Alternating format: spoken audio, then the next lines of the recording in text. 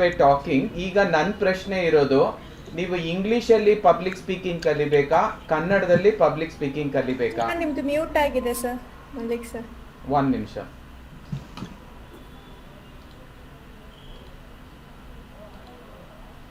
Sir, ಒಂದು small ಪ್ರಶ್ನೆ. ನೀವು ಇದುವರೆಗೂ ಮಾತಾಡಿದ್ದು ನಾನು ಕೇಳಿಸ್ಕೊಂಡೆ.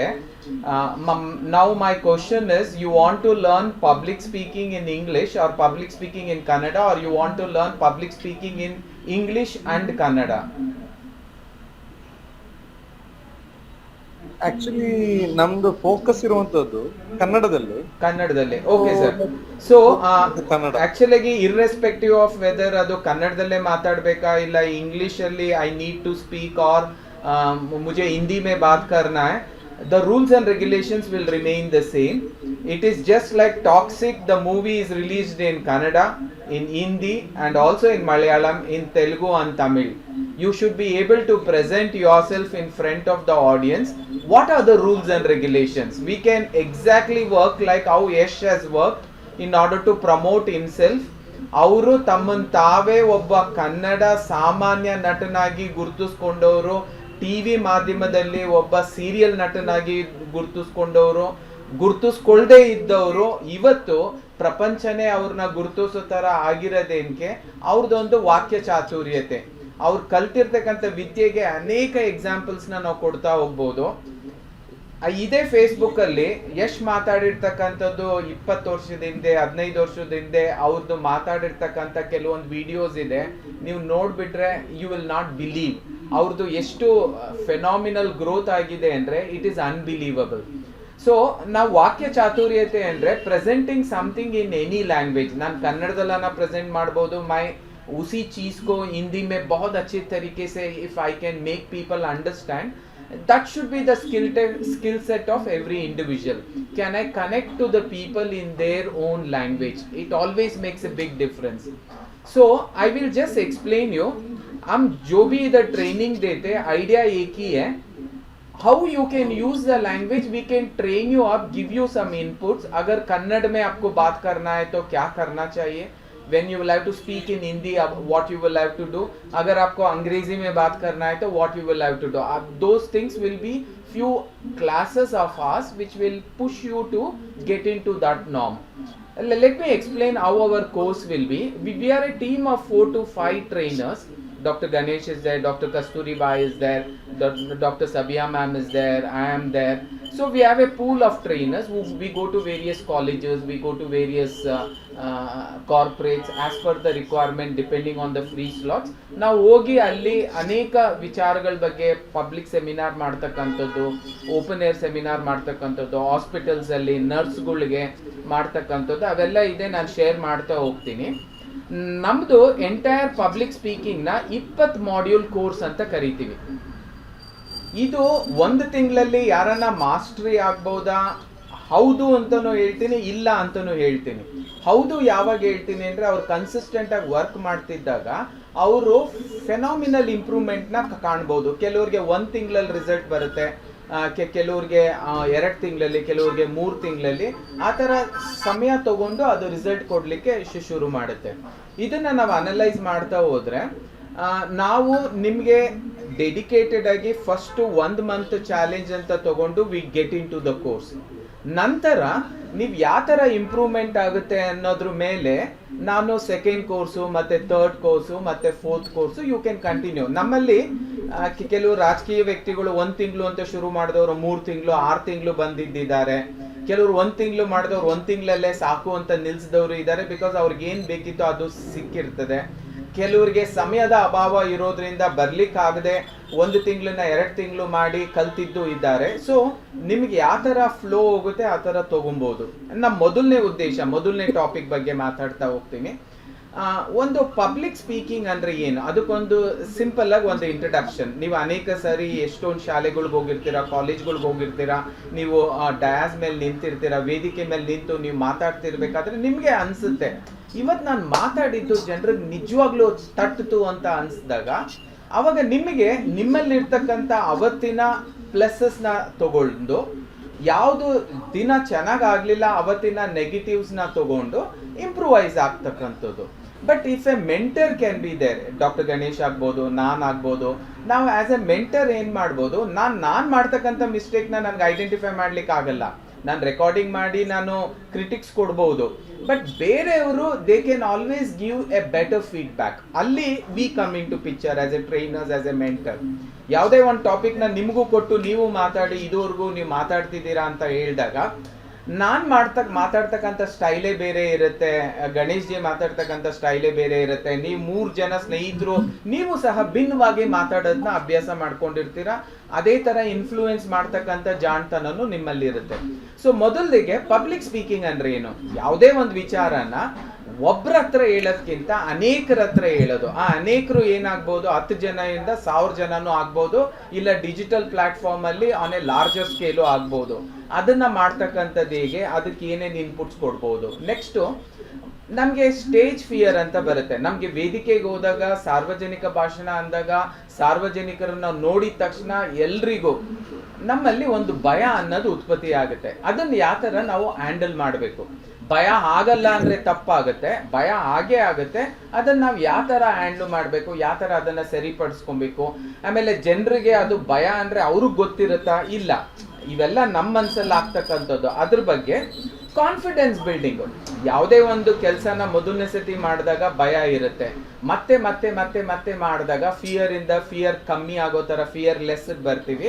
ಫಿಯರ್ಲೆಸ್ ಇಂದ ಫಿಯರ್ಲೆಸ್ನೆಸ್ ಅನ್ನೋ ಒಂದು ಕಾನ್ಸೆಪ್ಟ್ಗೆ ಹೋಗ್ತೀವಿ. ಅದ್ರದ್ದು ಒಂದು ಬ್ಯೂಟಿಫುಲ್ ಸೆಷನ್ ಇದೆ, ಇಲ್ಲ ನಾನಾಯ್ತು ಗಣೇಶ್ ಸರ್ ಆಯ್ತು ಮಾಡ್ತೀವಿ. ಆಮೇಲೆ ಫಂಡಮೆಂಟಲ್ಸ್ ಆಫ್ ಎಫೆಕ್ಟಿವ್ ಕಮ್ಯುನಿಕೇಶನ್. ಒಂದು ಕಮ್ಯುನಿಕೇಟಿವ್ ಆಗಿ ನಾವು ಯಾರನ್ನಾದ್ರೂ ಅಡ್ರೆಸ್ ಮಾಡಿದಾಗ ನಮಗೆ ಬೇಸಿಕ್ ಫಂಡಮೆಂಟಲ್ಸ್ ಏನಿರಬೇಕು, ನಾನು ಮಾತಾಡ್ತಕ್ಕಂಥ ಆ ಭಾಷಣದಲ್ಲಿ ನಾನು ಆ ಒಂದು ಟಾಪಿಕ್ ಮೇಲೆ ನನಗೆ ಪರಿಣತಿ ಇರಬೇಕಂದ್ರೆ, ನನಗೆ ಅದ್ರ ಎಕ್ಸ್ಪೋಜರ್ ಇದ್ದು ಎಕ್ಸ್ಪೀರಿಯನ್ಸ್ ಇದ್ದಾಗ ಮಾತ್ರ ನಾನು ಅದನ್ನು ಆಡಿಯನ್ಸ್ ಅವ್ರಿಗೂ ತೊಗೊಂಡೋಗ್ಲಿಕ್ಕಾಗತ್ತೆ. ನನಗೆ ಆ ತಲೆ ಒಳಗಡೆ ಹೋಗಿಲ್ಲ ಅಂದಾಗ, ತಲೆಯಲ್ಲಿರೋದನ್ನ ನಾನು ಆಡಿಯನ್ಸ್ಗೆ ಕೊಟ್ಟಾಗ ಇಂಪ್ರೆಸಿವ್ ಆಗೋದಿಲ್ಲ. ಸೊ ನಾವೇನು ಹೇಳ್ತೀವಿ, ಒಬ್ಬ ವ್ಯಕ್ತಿ ಒಂದು ವೇದಿಕೆ ಮೇಲೆ ಹೋಗಿ ನಿಂತು ಮಾತಾಡ್ತಾನೆ ಅಂದ್ರೆ ಅವನ ಮಾತುಗಳು ಹೃದಯದಿಂದ ಬಂದ್ರೆ ಮಾತ್ರ ಅದು ಎಫೆಕ್ಟಿವ್ ಆಗಿರುತ್ತೆ ಅಂತ ಹೇಳ್ತೀವಿ. ತಲೆಯಿಂದ ಹೋದಾಗ from a mind when it travels it will bounce, when it travels from the heart it will touch the heart ಅಂತ. ಸೊ ಅದಕ್ಕೆ ಕಮ್ಯುನಿಕೇಶನ್ ಅಲ್ಲಿ mind to mind communication is not a good communicator ಅಂತ ಕರಿತೀವಿ. If a person can communicate from heart to heart, he is a good communicator. ಅದಕ್ಕೆ ಕೆಲವೊಂದು rules ಇದೆ, ಕೆಲವೊಂದು PPT ತೋರಿಸ್ತಾ ಹೇಳ್ತಾ ಹೋಗ್ತೀವಿ. ನಾವು ಹೇಗೆ ಟಾಪಿಕ್ನ ಸಿಂಕ್ ಮಾಡಿ we will have to take it to our heart and then put it across. ಯಾವುದು ನಿಮ್ಮ ಹೃದಯಕ್ಕೆ ಟಚ್ ಆಗಿಲ್ಲ ಆ ಟಾಪಿಕ್ ನೀವು ಮಾತಾಡಿದ್ರು ಸಪ್ಪೆ ಆಗಿರುತ್ತೆ ಹೊರತು ಅದರಲ್ಲಿ you will never find it is interesting. ಅದು ಕಾಮನ್ ಆಗಿ ಎಲ್ರಿಗೂ ಎಕ್ಸ್ಪೀರಿಯನ್ಸ್ ಆಗ್ತಕ್ಕಂಥದ್ದು. ಆಮೇಲೆ ವಾಯ್ಸ್ ಮಾಡ್ಯುಲೇಷನ್ ಬಗ್ಗೆ ಹೇಳ್ತೀವಿ, ವಾಯ್ಸ್ ಕಂಟ್ರೋಲ್ ಟೆಕ್ನಿಕ್ಸ್ ಬಗ್ಗೆ ಹೇಳ್ತೀವಿ, ಯಾವಾಗ ವಾಯ್ಸ್ ತುಂಬ ಮೇಲ್ ಹೋಗ್ಬೇಕಾಗತ್ತೆ, ಯಾವಾಗ ಕಮ್ಮಿ ಮಾಡಬೇಕಾಗತ್ತೆ. ಸೊ ಅದ್ರ ಬಗ್ಗೆ ಕೆಲವೊಂದು ಸ್ಪೀಚಸ್ಸು ನಮ್ಮಲ್ಲಿ ರೆಕಾರ್ಡೆಡ್ ಸ್ಪೀಚಸ್ ಇದೆ, ಅದನ್ನು ತೋರಿಸ್ತಾ ನಿಮ್ಗೆ ಹೇಳ್ತಾ ಹೋಗ್ತೀವಿ. ಹಿಟ್ಲರಲ್ಲಿ ಇದ್ದಂಥ ಆ ಒಂದು ಪಬ್ಲಿಕ್ ಸ್ಪೀಕಿಂಗ್ ಸ್ಕಿಲ್ ಸೆಟ್ಸ್ ಏನಿತ್ತು, ಚಾರ್ಲಿ ಚಾಪ್ಲಿನಲ್ಲಿ ಇದ್ದಂಥ ಪಬ್ಲಿಕ್ ಸ್ಪೀಕಿಂಗ್ ಆ್ಯಕ್ಟಿಂಗ್ ಸ್ಕಿಲ್ಸ್ ಏನಿತ್ತು, ಅವೆಲ್ಲ ಹೇಳ್ಕೊಡ್ತಾ ಕೆಲವೊಂದು ನಮ್ಮಲ್ಲೇ ಇರ್ತಕ್ಕಂಥ ಪೊಲಿಟಿಕಲ್ ಲೀಡರ್ಸ್ ಅಲ್ಲಿ ಡೂಸ್ ಅಂಡ್ ಡೋಂಟ್ಸ್ನ ಅರ್ಥ ಮಾಡಿಕೊಂಡು ನಿಮ್ಗೆ ಎಕ್ಸಾಂಪಲ್ಸ್ ಕೊಡ್ತಾ ಹೋಗ್ತೀವಿ. ಆಮೇಲೆ ಪ್ರೊನೌನ್ಸಿಯೇಷನ್, ಯಾವುದೇ ಒಂದು ಉಚ್ಚಾರಣೆನ ನಾವು ಸ್ಪಷ್ಟವಾಗಿ ಉಚ್ಚಾರಣೆ ಮಾಡಲಿಲ್ಲ ಅಂದರೆ ಅದು ಯಾವುದೇ ಸ್ಪೀಚ್ ಆಗಿರಲಿ, ನಿಮ್ಮ ಸ್ಪೀಚು ಒಂಥರ ಸರ್ಫೇಸ್ ಲೆವೆಲಲ್ಲೇ ಉಳ್ಕೊಂಬಿಡುತ್ತೆ, ಅದು ಡೀಪಾಗಿ ಹಾರ್ಟ್ಗೆ ಸಿಂಕ್ ಆಗೋದಿಲ್ಲ. ಅದೊಂದು ಇಂಪಾರ್ಟೆಂಟ್ ಇರುತ್ತೆ. ಆರ್ಟಿಕ್ಯುಲೇಷನ್ ಅಂದರೆ ಕ್ಲೀನಾಗಿ ಅದನ್ನು ಉಚ್ಚಾರಣೆ ಮಾಡ್ತಕ್ಕಂಥದ್ದು, ಅದು ಇಂಪಾರ್ಟೆಂಟ್ ಇರುತ್ತೆ. ಆಮೇಲೆ ಸ್ಟೇಜ್ ಮೇಲೆ ಹೋದಾಗ ಬಾಡಿ ಲ್ಯಾಂಗ್ವೇಜು ತುಂಬಾ ಇಂಪಾರ್ಟೆಂಟು. ನಾವು ಆಗ್ತಕ್ಕಂಥ ಡ್ರೆಸ್ ಕೋಡು, ನಮ್ಮ ಕೈಗಳು ಏನು ಮಾಡ್ತಿದೆ, ನನ್ನ ಕಣ್ಗಳು ಏನು ಮಾಡ್ತಿದೆ, ನನ್ನ ಬಾಡಿ ಯಾವ ಥರ ಮಾತಾಡ್ತಿದೆ, ನಾನು ಡಯಾಸ್ ಮೇಲೆ ಯಾವ ಥರ ನಾನು ಆಚೆ ಈಚೆ ಮೂವ್ ಆಗ್ತಿದ್ದೀನಿ, ನಾನು ಡಯಾಸ್ ಬಿಟ್ಟು ಆಡಿಯನ್ಸ್ ಹತ್ರ ಬಂದು ಮಾತಾಡ್ತಕ್ಕಂಥದ್ದು ಮಾಡ್ಬೋದಾ, ಅದಕ್ಕೆ ತಕ್ಕದಾಗಿರ್ತಕ್ಕಂಥ ತಾಂತ್ರಿಕತೆಯೂ ನಮಗೆ ಬೇಕಾಗುತ್ತೆ. ಅಂದರೆ ಹ್ಯಾಂಡ್ಸ್ ಫ್ರೀ ಮೈಕಲ್ಲಿ ಮಾತಾಡಿರೋದಿರ್ಬೋದು, ಸ್ಟ್ಯಾಂಡಿಂಗ್ ಮೈಕಲ್ಲಿ ಮಾತಾಡಿರೋದಿರ್ಬೋದು, ಪೋಡಿಯಂ ಮೈಕ್ ಮೇಲೆ ನಿಂತ್ಕೊಂಡು ಮಾತಾಡಿರೋದಿರ್ಬೋದು. ಇವೆಲ್ಲ ಅನೇಕ ವಿಚಾರಗಳನ್ನ ಹೇಳ್ತಾ ಹೋಗಿ ನಿಮ್ಗೆ ಅದೇ ಅಭ್ಯಾಸ ಮಾಡಿಸ್ತೀವಿ. ನಾವು ಹೈಬ್ರಿಡ್ ಮೋಡಲ್ ಅಟೆಂಡ್ ಮಾಡಿ ಅಂತ ಹೇಳಿದ್ವಿ. ನಿಮ್ಮ ಸ್ನೇಹಿತರು ನಮಗೆ ಕಾಂಟ್ಯಾಕ್ಟ್ ಮಾಡಿದ್ರು, ಅವ್ರಿಗೆ ಹೇಳಿದ್ದೆ ಯಾವುದನ್ನ ಒಂದು ಶನಿವಾರ ಭಾನುವಾರನೋ ಇಲ್ಲ ಶುಕ್ರವಾರ ಶನಿವಾರನೋ ಬಂದು 2 ಅವರ್ 3 ಅವರ್ ಸ್ಪೆಂಡ್ ಮಾಡಿ ಕಂಟಿನ್ಯೂ ಮಾಡ್ಕೊಳ್ಳಿ ಅಂತ. ಐ ಕಾಂಟ್ಯಾಕ್ಟು, ಗೆಸ್ಚರ್ಸ್ ಅಂತ ಹೇಳಿದ್ದೀನಿ. ಸ್ಟೇಜ್ ಪ್ರೆಸೆನ್ಸು, ಹೇಗೆ ನಾವು ಸ್ಟೇಜಿಂದ ಆಡಿಯನ್ಸ್ ಲೆವೆಲ್ವರೆಗೂ ಹೋಗಿ ಎಲ್ಲಿ ಅನುಕೂಲ ಇರುತ್ತೋ ಅಲ್ಲಿ ಹೋಗಿ ಮಾತಾಡಬೇಕಾಗತ್ತೆ. ಎಲ್ಲ ಜಾಗನೂ ಅನುಕೂಲಕರವಾದ ಜಾಗ ಇರೋದಿಲ್ಲ. ಸೊ ಅದರಲ್ಲೂ ಡೂಸ್ ಆ್ಯಂಡ್ ಡೋಂಟ್ಸ್ ಇರುತ್ತೆ, ಅದನ್ನು ಹೇಳ್ತಾ ಹೋಗ್ತೀವಿ, ಏನು ಮಾಡ್ಬೋದು ಏನು ಮಾಡಬಾರ್ದು ಅಂತ. ಆಮೇಲೆ ನಾವು ಮಾತಾಡ್ತಕ್ಕಂಥ ಸ್ಪೀಚ್ನ ಒಂದು ಸ್ಟ್ರಕ್ಚರ್ ಆಗಿ, ಒಂದು ಪವರ್ಫುಲ್ ಸ್ಪೀಚ್ ಆಗಿ ಅದನ್ನು ಯಾವ ಥರ ನಾವು ಮಾಡ್ಬೋದು ಅನ್ನೋದಕ್ಕೆ ಸ್ಟ್ರಾಂಗ್ ಓಪನಿಂಗ್ ಅನ್ನೋದನ್ನ ಕರಿತೀವಿ. ಸ್ಟ್ರಾಂಗ್ ಬಾಡಿ ಅಂದರೆ ಸಬ್ಜೆಕ್ಟ್ ಬಗ್ಗೆ ಮಾತಾಡ್ತಕ್ಕಂಥದ್ದು. ಸ್ಟ್ರಾಂಗ್ ಕ್ಲೋಸಿಂಗ್, ನಾನು ಯಾವ ಥರ ನನ್ನ ಸ್ಪೀಚ್ನ ಕೊನೆಗೊಳಿಸ್ತೀನಿ ಅದು ಇಂಪಾರ್ಟೆಂಟ್ ಇರುತ್ತೆ. ಸಿನಿಮಾನೂ ಆಗ್ಬೋದು, ಯಾವ ಥರ ಶುರು ಆಗುತ್ತೆ, ಯಾವ ಥರ ಇಂಟರ್ವೆಲ್ ಆಗುತ್ತೆ, ಯಾವ ಥರ ಇಂಟರ್ವೆಲ್ ಓಪನ್ ಅಪ್ ಆಗುತ್ತೆ, ಯಾವ ಥರ ಕೊನೆ ಆಗುತ್ತೆ, ಇಂಪಾರ್ಟೆಂಟು. ಆಮೇಲೆ ನಾವು ಸ್ಟೇಜ್ ಮೇಲೆ ಹೋಗಿ ಮಾತಾಡಿದಾಗ, ಪಾಯಿಂಟ್ಸ್ ರೂಪದಲ್ಲಿ ಮಾತಾಡಿದಾಗ ಆಡಿಯನ್ಸ್ಗೆ ನಿಜವಾಗ್ಲೂ ಅದಿಷ್ಟ ಆಗೋದಿಲ್ಲ. ನಾವು ಒಂದು ಕತೆ ಹೇಳೋ ಥರ ಕತೆ ಮತ್ತು ಎಮೋಷನ್ಸ್ನ ಟುಗೆದರ್ ಅವರಿಗೆ ರಿಲೀಸ್ ಮಾಡಬೇಕಾಗತ್ತೆ. ಅದನ್ನೇ can you be a storyteller on the dais ಅಂತ ಕರಿತೀವಿ. ಸೊ ಸ್ಟೋರಿ ಟೆಲ್ಲಿಂಗ್ ಆ್ಯಟಿಟ್ಯೂಡ್ನ ನೀವು ಇಟ್ಕೊಂಡಿರ್ಬೇಕಾಗುತ್ತೆ. ಡಯಾಸ್ ಮೇಲೆ ಹೋಗಿ ಯಾವುದೇ ಒಂದು ವಿಚಾರನ ನೀವು ಮಾತಾಡಬೇಕು ಅಂದಾಗ ಅದಕ್ಕೆ ಪವರ್ಫುಲ್ ಸ್ಪೀಚಸಲ್ಲಿ ಒಂದು ಕತೆನ ಹೇಳ್ಬೋದಾಗುತ್ತೆ. ನಾವು ಪಬ್ಲಿಕ್ ಸ್ಪೀಕಿಂಗಲ್ಲಿ 3 ಥರ ಅಂತ ಕರಿತೀವಿ. ಕನ್ನಡದಲ್ಲಿ ಅದಕ್ಕೆ ಎಕ್ಸಾಕ್ಟ್ ಕಂಪ್ಯಾರಿಸನ್ ಕೊಡೋದಕ್ಕಿಂತ ನಾವು ಅದನ್ನು ಪ್ಯಾಸಿವ್ ಕಮ್ಯುನಿಕೇಷನ್ ಅಂತ, ಸ್ಪಿರಿಚುವಲ್ ಗುರುಗಳು ನಿಧಾನಕ್ಕೆ ಸೋಬರ್ ಆಗಿ ಮಾತಾಡ್ತಾರೆ, ಅದನ್ನು ಪ್ಯಾಸಿವ್ ಅಂತೀವಿ. ನಮ್ಮ ಬಾಡಿ ಲ್ಯಾಂಗ್ವೇಜು ಅಷ್ಟೇ ಪ್ಯಾಸಿವ್ ಆಗಿರ್ಬೋದು. ನಮ್ಮ ವರ್ಡ್ಸು ಸಹ ಪ್ಯಾಸಿವ್ ವರ್ಡ್ಸ್ನ, ಸಿಂಪಲ್ ಆಗಿರ್ತಕ್ಕಂಥ ವರ್ಡ್ಸ್ನ ಯೂಸ್ ಮಾಡ್ತಕ್ಕಂಥದ್ದು. ನಮ್ಮ ಎಕ್ಸ್ಪ್ರೆಷನ್ ಸ್ಕಿಲ್ಸು ಹಂಗೆ, ವಾಯ್ಸ್ ಮಾಡ್ಯುಲೇಷನ್ನು ಅಷ್ಟೇ ಒಂದು ಸ್ವಲ್ಪ ಲೋ ಅಲ್ಲಿದ್ದಾಗ ಅದು ಪ್ಯಾಸಿವ್ ಆಗಿ ಕಮ್ಯುನಿಕೇಟ್ ಮಾಡ್ತಿರ್ತಕ್ಕಂಥ ಪ್ಯಾಸಿವ್ ಪಬ್ಲಿಕ್ ಕಮ್ಯುನಿಕೇಟರ್ಸ್ ಅಂತ ಕರಿತೀವಿ. ನಾನು ಆಡಿಯನ್ಸು LKG UKG 1ನೇ ಕ್ಲಾಸು 2ನೇ ಕ್ಲಾಸು 3ನೇ ಕ್ಲಾಸ್ ಮಕ್ಕಳಾದರೆ ನಾನು ಅವ್ರ ಮುಂದೆ ಹೋಗಿ ಆಪ್ ಮುಜೆ ಕೂನ್ ದೋ ಮೈ ಆಪ್ಕೋ ಆಜಾದಿ ದೇತಾ ಹೂಂ ಅಂದರೆ ಓಡೋಗ್ಬಿಡ್ತಾರೆ. ಸೊ ನಾನು I should know how to channel myself and where passive ಇರಬೇಕು, ಯಾವಾಗ ಅಸರ್ಟಿವ್ ಆಗಬೇಕು, ಯಾವಾಗ ಅಗ್ರೆಸಿವ್ ಆಗಬೇಕು. ಅಗ್ರೆಸಿವ್ ಕಮ್ಯುನಿಕೇಷನ್ ಬಗ್ಗೆನೂ ಮಾತಾಡ್ತಾ ಹೋಗ್ತೀವಿ, ಅಸರ್ಟಿವ್ ಕಮ್ಯುನಿಕೇಷನ್ ಬಗ್ಗೆನೂ ಮಾತಾಡ್ತಾ ಹೋಗ್ತೀವಿ. ಅದಾದ ನಂತರ ಆಡಿಯನ್ಸ್ ಅನಾಲಿಸಿಸ್. ನಾವು ಪ್ರತಿ ಸತಿ ಹೋದಾಗ ನಮಗೆ ತುಂಬಾ ಇಂಪಾರ್ಟೆಂಟು ಆಡಿಯನ್ಸ್ನ ಅನಲೈಸ್ ಮಾಡಿ ಅವ್ರು ಯಾವ ಥರ ನಮ್ಮನ್ನು ಸ್ವೀಕಾರ ಮಾಡ್ತಿದ್ದಾರೆ ಅದೇ ಪ್ರಕಾರ ನಾವು ಚಾನಲೈಸ್ ಮಾಡಿ ರಿಲೀಸ್ ಮಾಡಬೇಕಾಗುತ್ತೆ.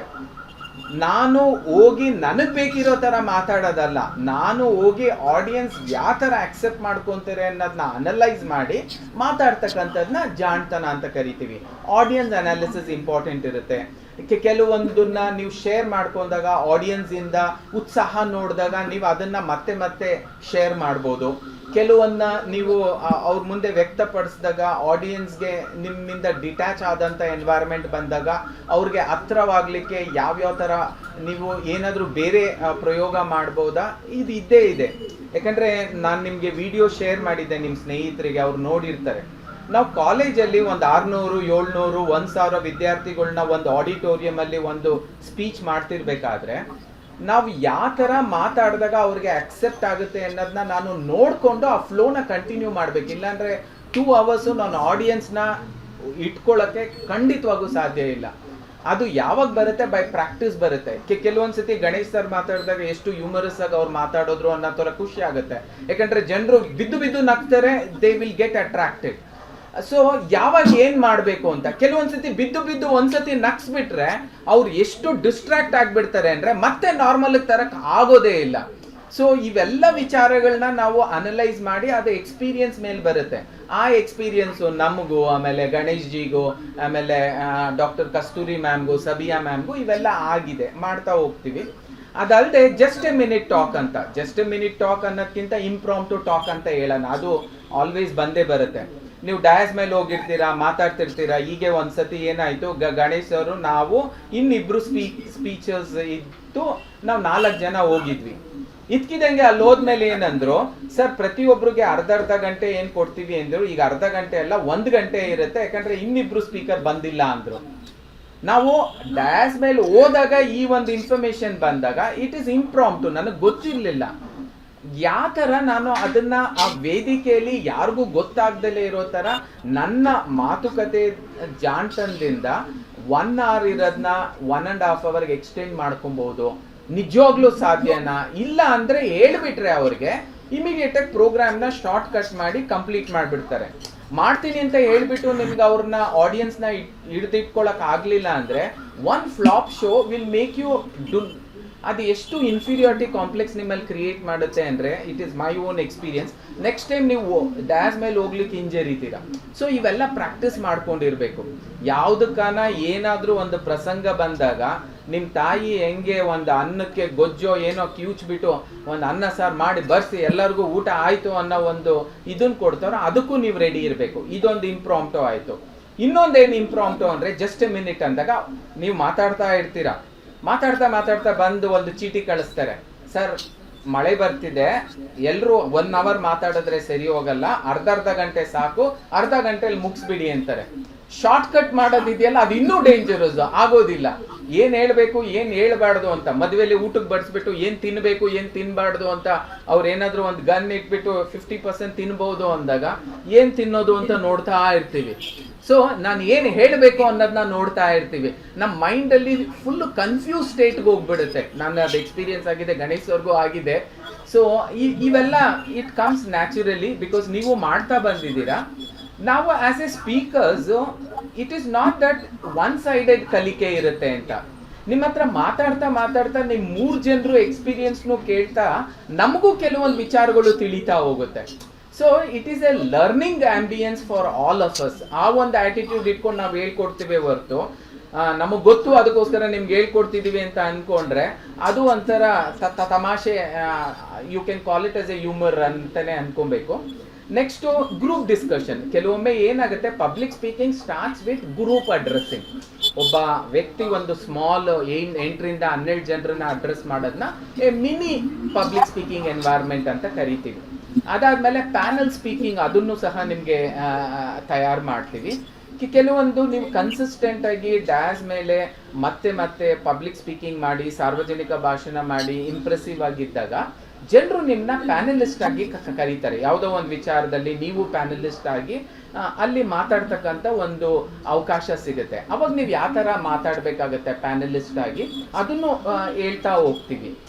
ಕೆಲವೊಂದ್ಸತಿ ಪಾಸಿಟಿವ್ ಆಗಿ ನೀವು ಯಾವುದೋ ಒಂದು ಪರವಾಗಿ ಮಾತಾಡಬೇಕು ಅಂದರೆ ನಿಮ್ಮ ಸ್ಪೀಚ್ ಯಾವ ಥರ ಇರಬೇಕು, ವಿರುದ್ಧವಾಗಿ ಮಾತಾಡಬೇಕು ಅಂದರೆ ನಿಮ್ಮ ಸ್ಪೀಚ್ ಯಾವ ಥರ ಇರಬೇಕು, ಡಿಪ್ಲೊಮ್ಯಾಟಿಕ್ ಆಗಿ ಈ ಕಡೆನೋ ಅಲ್ಲ ಅನ್ನೋ ಥರ ಇರಬೇಕು ಅಂದಾಗ ಯಾವ ಥರ ಮಾತಾಡಬೇಕು, ಇದನ್ನು ಟ್ರೈನ್ ಅಪ್ ಮಾಡ್ತೀವಿ. ಅದಕ್ಕೆ ಒಂದು ಎಕ್ಸಾಂಪಲ್ ಇದೆ. We call it as A single bell, double bell and triple bell ಅಂತ.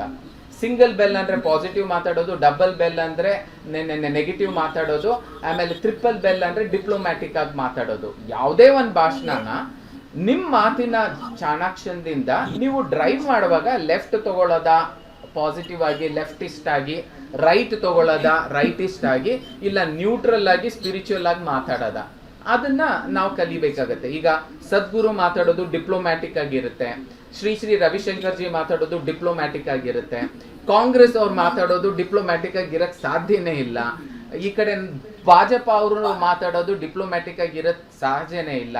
ಅವ್ರು ಇಲ್ಲಿ ತೂರ್ತಿರ್ತಾರೆ, ಇವ್ರು ಅಲ್ಲಿ ತೂರ್ತಿರ್ತಾರೆ. ಅದು ಒಂದು, ಅದಕ್ಕೂ ರೆಡಿ ಇರಬೇಕು ಆನ್ ದ ಡಯಾಸ್. ನಾನು ರಾಜಕೀಯದ ಭಾಷಣ ಅಂತ ಹೇಳ್ತಿಲ್ಲ, ಯಾವುದೇ ಒಂದು ಟಾಪಿಕ್, ಅದು ಪ್ಯಾನಲ್ ಸ್ಪೀಕಿಂಗ್ ಅಂತ ಕರಿತೀವಿ. ಅಲ್ಲಿ ಯಾವಾಗ ಮಾತಾಡಬೇಕು, ಎಷ್ಟು ಮಾತಾಡಬೇಕು, ರೂಲ್ಸ್ ಯಾವ ಥರ ಅರ್ಥ ಮಾಡ್ಕೊಬೇಕು. ಅವ್ರು ಹೇಳ್ತಾರೆ ಆ್ಯಂಕರು, ನೋಡ್ರಪ್ಪ ಎಲ್ರಿಗೂ ಸಮಯ ಕೊಡ್ತೀವಿ, ಈ ಥರ ಒಬ್ರಿಗೆ ಒಂದೊಂದು ಅಂದ್ಬಿಟ್ಟು ಕೊಟ್ಬಿಟ್ಟು 1 cycle, 2 cycle, 3 cycle, conclusion cycle ಅಂತ ಕೊಡ್ತೀವಿ. ಅದಕ್ಕೆ ನೀವು ರೆಡಿ ಆಗಬೇಕು. ನಾವು ಅನೇಕ ಸತಿ ಹೋಗಿದ್ದೀವಿ ಆನ್ ದ, ನಾನು ಗಣೇಶ್ ಸರ್ TV9 ಹೋಗಿರೋದಿರ್ಬೋದು, ಇದಕ್ಕೆಲ್ಲ ಹೋಗಿರೋದಿರ್ಬೋದು. ಅದನ್ನ ಜಾಸ್ತಿ ಪ್ರೊಜೆಕ್ಟ್ ಮಾಡ್ಕೊಂಡಿಲ್ಲ. ನಾವು ಕಾಲೇಜ್ಗೆ ಹೋಗಿರೋದು, ಇಸ್ರೋಗೆ ಹೋಗಿರೋದು, ಆಮೇಲೆ DRDOಗೆ ಹೋಗಿ ಕೊಟ್ಟಿರೋದು, ನ್ಯಾಷನಲ್ ಸ್ಕಿಲ್ ಟ್ರೈನಿಂಗ್ ಇನ್ಸ್ಟಿಟ್ಯೂಟ್ ಕೊಟ್ಟಿರೋದು, ಪೊಲೀಸ್ ಡಿಪಾರ್ಟ್ಮೆಂಟ್ ಕೊಟ್ಟಿರೋದು, ಅವನ್ನೆಲ್ಲ ವಿಡಿಯೋಸ್ ಹೈಲೈಟ್ ಮಾಡಿದ್ದೀವಿ. ಅದಾದ್ಮೇಲೆ ಡಿಬೇಟ್ ಮಾಡೋದು ಹೆಂಗೆ, ಆರ್ಗ್ಯುಮೆಂಟಲ್ ಡಿಸ್ಕಷನ್ಸ್ನ ಮಾಡೋದು ಹೇಗೆ, ಅದು ಅದರಲ್ಲೇ ಬರುತ್ತೆ. ಆಮೇಲೆ ಪ್ರೆಸೆಂಟೇಷನ್ ಸ್ಕಿಲ್ಸು, ಆಮೇಲೆ ಪ್ರೆಸೆಂಟೇಷನ್ ಅಂದಾಗ ಪ್ರಾಪ್ ಯೂಸಿಂಗ್ ಸ್ಕಿಲ್ಸ್ ಅಂತ ಕರೀರಿ. ಯಾವುದೋ ಒಂದು ಪ್ರಾಪ್ನ ಯೂಸ್ ಮಾಡಿ ನೀವು ಮಾತಾಡಬೇಕಾಗತ್ತೆ. ಅದಕ್ಕೆ ಪ್ರಾಪ್ನ ಯಾವ ಥರ ಯೂಸ್ ಮಾಡೋದು, ಅದು ಒಂದು ಆರ್ಮಿ ಆಫೀಸರ್ ಯೂನಿಫಾರ್ಮು ಆಗಿರ್ಬೋದು, ಇಲ್ಲ ಒಂದು ಕಾರ್ ಹೊಸದು ಲಾಂಚ್ ಮಾಡ್ತಕ್ಕಂಥ ಒಂದು ಕಾರ್ಯಕ್ರಮ ಆಗಿರ್ಬೋದು, ಇಲ್ಲ ಯಾರಿಗಾನ ವೇದಿಕೆಯಲ್ಲಿ ಕರೆದು ಅವ್ರಿಗೆ ಅವ್ರು ಮಾಡಿದಂಥ ಕೆಲಸಕ್ಕೆ ಅವ್ರಿಗೆ ಪ್ರೈಸ್ ಡಿಸ್ಟ್ರಿಬ್ಯೂಷನ್, ಸನ್ಮಾನ ಮಾಡ್ತಕ್ಕಂಥ ಕಾರ್ಯಕ್ರಮನೂ ಆಗ್ಬೋದು. ಅದನ್ನ ಯಾವ ಥರ ನಾವು ಕಾರ್ಯಕ್ರಮನ ಮಾಡಬೇಕಾಗತ್ತೆ, ಅದನ್ನ presentation skills, prop handling skills ಅಂತ ಕರಿತೀವಿ. ಅದಕ್ಕೂ ಟ್ರೈನ್ ಅಪ್ ಮಾಡ್ತೀವಿ. ಆಮೇಲೆ ಹ್ಯಾಂಡ್ಲಿಂಗ್ ಸ್ಟೇಜ್ ಫಿಯರ್, ಇಲ್ಲಿ ಮೊದಲನೇ ಸತಿನೂ ಹೇಳಿರ್ತೀವಿ. ಹೋಗ್ತಾ ಸ್ಟೇಜ್ ಬೇರೆ ಆದಾಗ ಆಡಿಯನ್ಸ್ ಬೇರೆ ಬೇರೆ ಆದಾಗ ಆಟೋಮೆಟಿಕ್ ಆಗಿ different kinds of stage fear ನಮ್ಗೆ ಎಕ್ಸ್ಪೀರಿಯನ್ಸ್ ಆಗಕ್ಕೆ ಶುರು ಆಗುತ್ತೆ.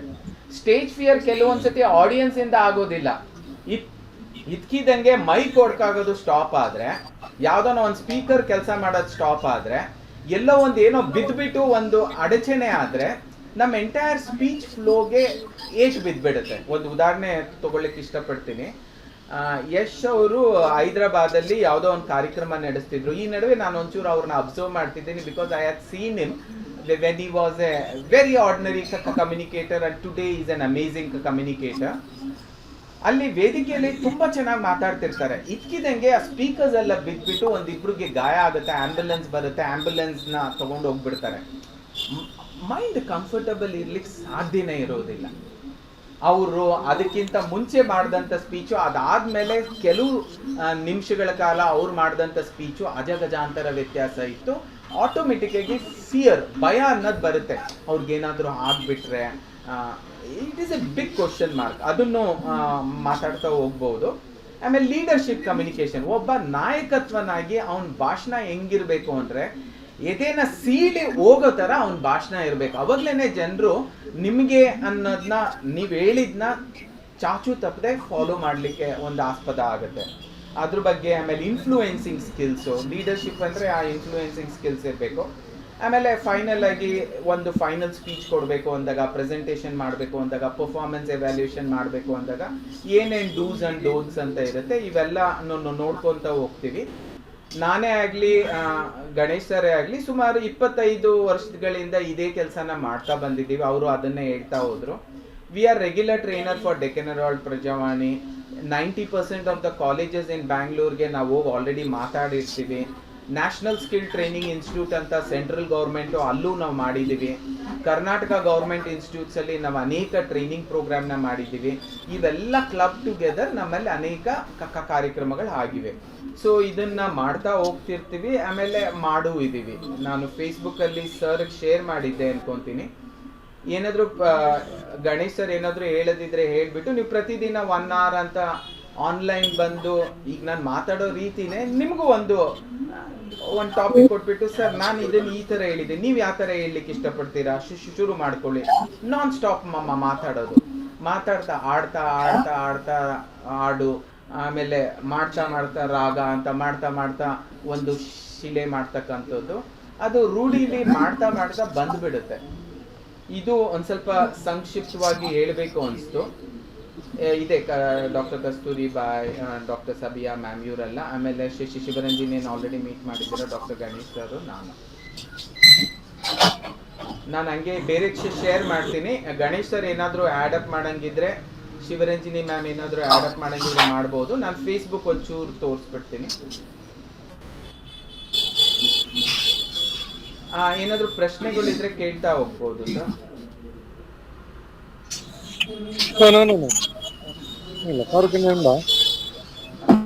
ಮಿಸ್ಟರ್ ಫಯಾಜ್ ಸರ್, ತಮ್ಮ ಪ್ರಶ್ನೆಗಳಿದ್ರೆ ಮುಂದಿಡ್ಬೋದು, ಕೇಳ್ಬೋದು ತಾವು.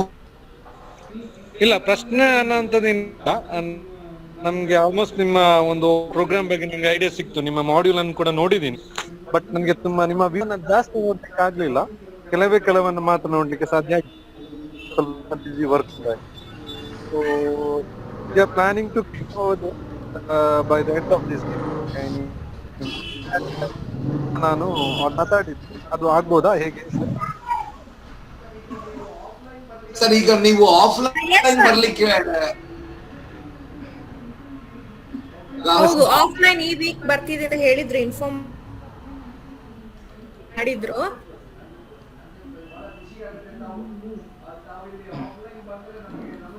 ವಿಸಿಟ್ ಮಾಡ್ತೀನಿ ಅಂತ ಹೇಳಿದ್ರು.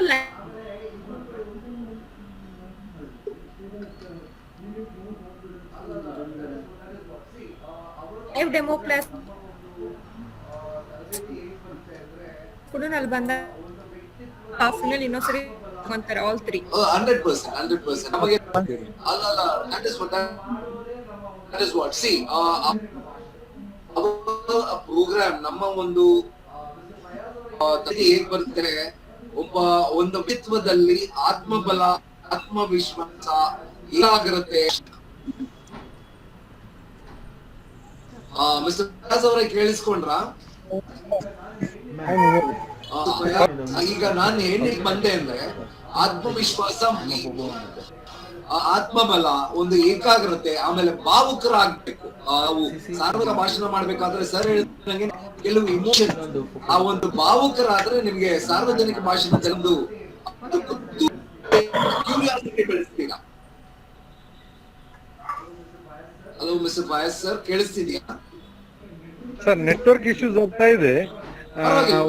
ಐ ಥಿಂಕ್ ನಮ್ಗೆ ಸ್ಯಾಟರ್ಡೆ ಮತ್ತು ಸಂಡೇ ಬರೋ ಪ್ಲಾನ್ ಅಲ್ಲಿ ಇದೀವಿ. Is it okay for to have the class on Sunday? ಈಗ ಇವ್ರದೊಂದು ಕ್ವಶನ್ ಇದೆ. ವೀಕೆಂಡ್ ಬ್ಯಾಚಸ್ ಅಲ್ಲಿ ನಾವು ಬರಕ್ ರೆಡಿ ಇದೀರಿ, ಸಂಡೇ ಅಂತ ಇದ್ದಾರೆ. ಸಂಡೇ ಆಫ್ ಅಂತ ಹೇಳಿದೀನಿ. ಸಂಡೇ ಇಟ್ ಈಸ್ ಅವೈಲಬಲ್ ಅಲ್ಲ? ಈಗ ಸ್ಯಾಟರ್ಡೆ ಮಾಡ್ಬೋದಾ?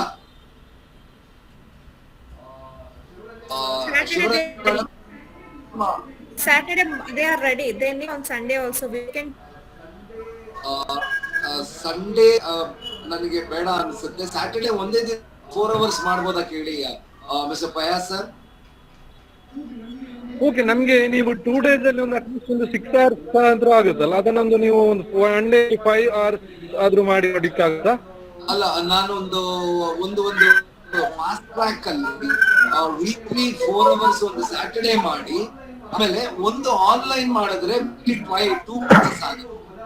ಅದು ಸರಿ ಹೋಗ್ಬೋದಾ? ಒಂದು 2 hours ಅಂದ್ರೆ 6 hours ಆಗುತ್ತೆ ವೀಕ್ ಕರೆಕ್ಟ್ ಆಗಿ. ಅಂದ್ರೆ ನೀವೇನ್ ಹೇಳುದು, ಆನ್ಲೈನ್ ಅಲ್ಲಿ 1 hour ಹೇಳುದು? ಒಂದು ವೀಕ್ಲಿ ಸ್ಯಾಟರ್ಡೆ ಬಂದು 4 hours ಕಂಟಿನ್ಯೂಸ್ ತಗೊಂಡ್ರೆ, ಇನ್ನು ಒಮ್ಮೆ ಈಗ ವೆಡ್ನೆಸ್ಡೇ ಒಂದು 2 hours ಆನ್ಲೈನ್ ತಗೋಬಹುದು ಅಂತ ನಾನು ಏನಕ್ಕೆ ಕಮಿಟ್ ಆಗಲ್ಲ ಅಂದ್ರೆ ಎಲ್ರಿಗೂ ಅವ್ರದೇ ಆದ ಒಂದು ಇದಾಗುತ್ತೆ ಅಂತ ಅಷ್ಟೇ, ಬೇರೆ ಏನು ಇಲ್ಲ. ಎಷ್ಟು ಜನಕ್ಕೆ ಕ್ಲಾಸ್ ಕೊಡ್ತಾರೆ ಡೈಲಿ? ಸರ್ ಈಗ ಒಂದು ನಮ್ಮ ಡಾಕ್ಟರ್ ಮಲ್ಲಿಕ್ ಸರ್ ಒಂದು 6 ಬ್ಯಾಚ್ ತಗೊಳ್ತಾರೆ, ಬೆಳಗ್ಗಿಂದ ಸಾಯಂಕಾಲ. ಒಂದು 4 ಬ್ಯಾಚ್ 3 ಬ್ಯಾಚ್ ತಗೊಳ್ತಾ ಇದ್ದೀನಿ. ಜನ ಇರ್ತಾರೆ ಸರ್ ಒಂದು ಬ್ಯಾಚ್ ಮಿನಿಮಮ್ ಒಂದು 4 ಜನ ಇರ್ತಾರೆ. ಕೆಲವು ಟೈಮ್ ನಲ್ಲಿ ಇಂಡಿವಿಜುವಲ್ ಆಗಿ ಕೆಲವು ಇರ್ತಾರೆ, ಅಂದ್ರೆ 1-on-1. ನಮ್ಮಲ್ಲಿ ಆನ್ಲೈನ್ ಇದೆ, ಆಫ್ಲೈನ್ ಸೆಷನ್ಸ್ ಇದೆ ಸರ್. ಸೊ ಆನ್ಲೈನ್ ಅಲ್ಲಿ ಕೂಡ ಎಲ್ಲ 1:1 ಇದ್ದಾರೆ. ಸೊ ಆನ್ಲೈನ್ ಸೆಷನ್ಸ್ ನೋಡಕ್ ಹೋದ್ರೆ 40 ಮೆಂಬರ್ ಇದ್ದಾರೆ. ಆಫ್ಲೈನ್ ಬಂದು ಗ್ರೂಪ್ 12 ಇರುತ್ತೆ. ಗ್ರೂಪ್ ಕ್ಲಾಸಸ್ ಮಿನಿಮಮ್ 20 ಮೆಂಬರ್ ಇದ್ದಾರೆ. ಈ ಮಿಕ್ಕಿದ ಬ್ಯಾಚಸ್ ಎಲ್ಲ ಮಿನಿಮಮ್ 4 ಅಂತ ಇಕ್ಕಿದ್ದೀರಿ. ಒಬ್ರು ಕಸ್ಟಮೈಸ್ ಮಾಡ್ಕೊಂಡಿರ್ತಾರೆ, ನನಗೆ ಅಷ್ಟೊಂದು ಕ್ರೌಡ್ ಬೇಡ, ನನಗೆ ಪರ್ಸನಲ್ ಇಂಟ್ರಾಕ್ಷನ್ ಸಿಗಲ್ಲ ಅಂತ. ಸೊ ಡಿಪೆಂಡ್ಸ್ ಆನ್ ನಿಮ್ಗೆ ಯಾವ ತರ ರಿಕ್ವೈರ್ಮೆಂಟ್ ಬೇಕು, ಆ ರಿಕ್ವೈರ್ಮೆಂಟ್ ಮೇಲೆ ನಾವು ನಡೆಸ್ತೀರಿ. ನೀವಲ್ಲಿ ವೇದಿಕೆ ಎಲ್ಲ ರೆಡಿ ಇರ್ತಾರೆ? ವೇದಿಕೆ ಇರ್ತಾರೆ, ಸ್ಟೇಜ್ ಎಲ್ಲ ಇರುತ್ತೆ, ಡ್ಯಾನ್ಸ್ ರೆಡಿ ಆಗಿರುತ್ತೆ, ಮೈಕ್ ಇರುತ್ತೆ, ಆಡಿಯನ್ಸ್ ಇರುತ್ತೆ.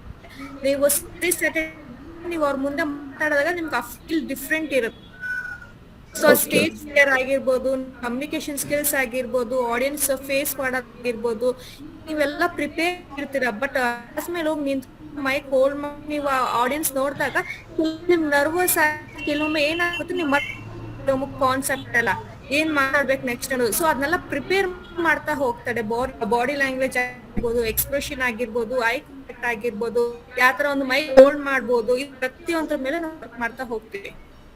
ನಾವೀಗ ಮೈಕ್ ನಿಲ್ಲುವಾಗ ನಮ್ಗೆ ಒಂದು ಎಷ್ಟು ಟೈಮ್ ಮಾತಾಡ್ಲಿಕ್ಕೆ ಸಮಯ ಕೊಡ್ತೀರಾ? ಡಿಪೆಂಡ್ಸ್, ಚಾಲೆಂಜ್ ಕೊಡ್ತೀರಿ. Yeah sir, I am sorry to interrupt Shivaranjani madam. That's okay sir. ಈಗ ಇಷ್ಟು ನಿಮಿಷ ಅಂತ ನಾವು ಹೇಳಲಿಕ್ಕಿಲ್ಲ ಸರ್. ನೀವು ಎಷ್ಟು ಮಾತಾಡ್ಲಿಕ್ಕೆ ನಿಮಗೆ ಆತ್ಮವಿಶ್ವಾಸ ಇದೆಯೋ ನೀವು ಮಾತಾಡ್ಬೋದು, ನಮ್ದೇನ್ ಲಿಮಿಟ್ ಇಲ್ಲ. ನಾವು ಒಂದು ಮಾತಾಡ್ಲಿಕ್ಕೆ ಒಂದು ಇದು ಭರವಸೆ, ಅದರ ಮೇಲೆ ನೀವು ಎಷ್ಟು ಮಾತಾಡ್ತೀವಿ ನಿಮ್ಮ ಮಾತಾಡುದು. ನಾನು ಅದನ್ನೇ ಹೇಳ್ತಿದ್ದೀನಲ್ಲ, ನಾವು ಟಾಪಿಕ್ ಕೊಟ್ಟಾಗ ಆ ಟಾಪಿಕ್ ಬಗ್ಗೆ ನಾವು ಮಾಡ್ತೀವಿ. ಅಂದ್ರೆ ಕೊಟ್ಟು ನಿಮಗೆ ಈ ಆತ್ಮಬಲ, ಆತ್ಮವಿಶ್ವಾಸ, ಏಕಾಗ್ರತೆ, ಆಮೇಲೆ ಆ ಒಂದು ಭಾವುಕನಾಗಿ ಮಾಡಿ ನಿಮ್ಮನ್ನ ವೇದಿಕೆ ಮೇಲೆ ನಿಲ್ಲಿಸೋ ಜವಾಬ್ದಾರಿ ನಮ್ಮದು. Very good. ಓಕೆ, ಈಗ ಸ್ಯಾಟರ್ಡೆ ಸಂಡೇ 2 ದಿವಸನೂ ಬೇಕಾಗತ್ತೆ. ನಮ್ಗೆ ಸಂಡೇ ರಜೆ ಉಂಟಿದ್ರಲ್ಲ?